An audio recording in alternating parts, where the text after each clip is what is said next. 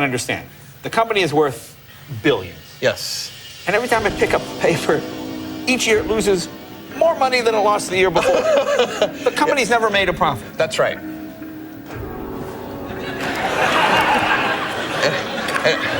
Now, why? How does it? Why? How does that? Why? It seems like a new math, doesn't it? It does. I mean, it's to someone who doesn't know anything about this. It's amazing. You know, we lost 12 billion last year, and we're doing great.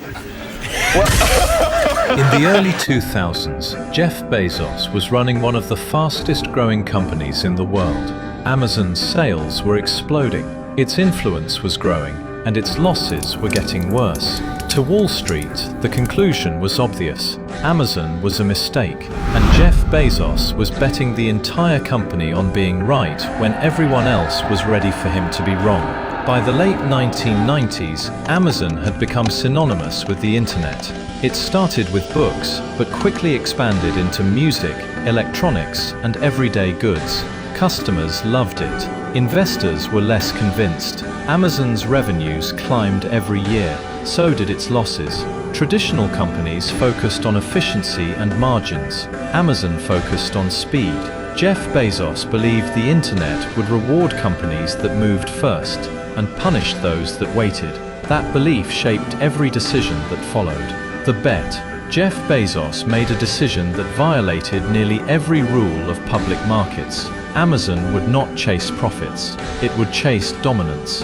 Instead of slowing growth, Amazon built massive warehouses, invested heavily in logistics, lowered prices even further, reinvested nearly every dollar it made. To investors, this looked reckless. Analysts warned Amazon was burning cash faster than it could ever recover.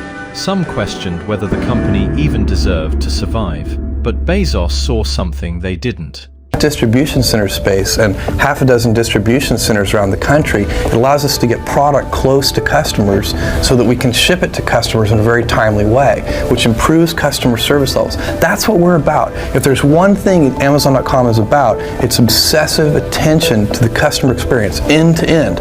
And that's what those distribution centers are. But you're not a pure internet play. It doesn't matter to me whether we're a pure internet play. What matters to me is do we provide the best customer service.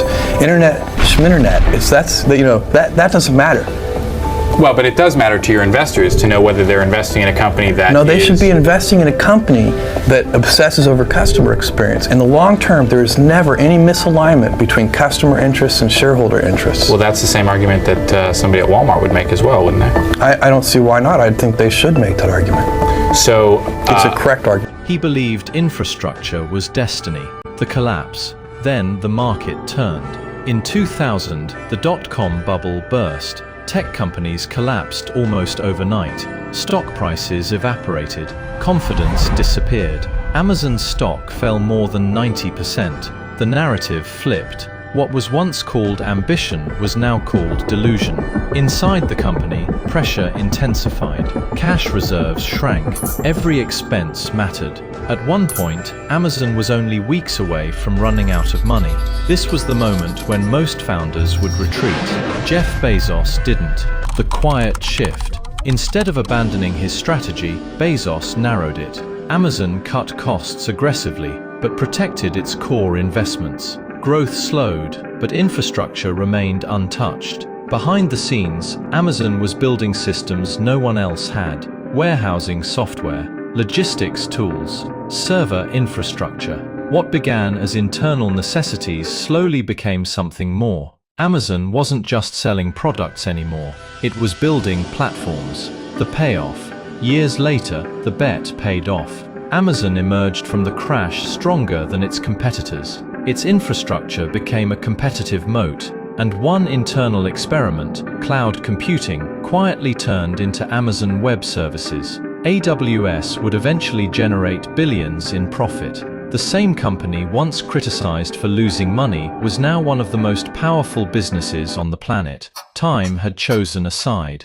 The real lesson. Jeff Bezos didn't win because he ignored risk. He won because he understood time. Most companies are forced to think short-term. Founders rarely survive long enough to be proven right. Amazon did, because its leadership was aligned around patience. The market punishes uncertainty, but it rewards endurance. Bezos wasn't betting on technology alone. He was betting that he could last longer than the doubt. This is Empire Revealed, where we break down the decisions that shape modern empires. If you want more stories about power, risk, and long-term thinking, subscribe.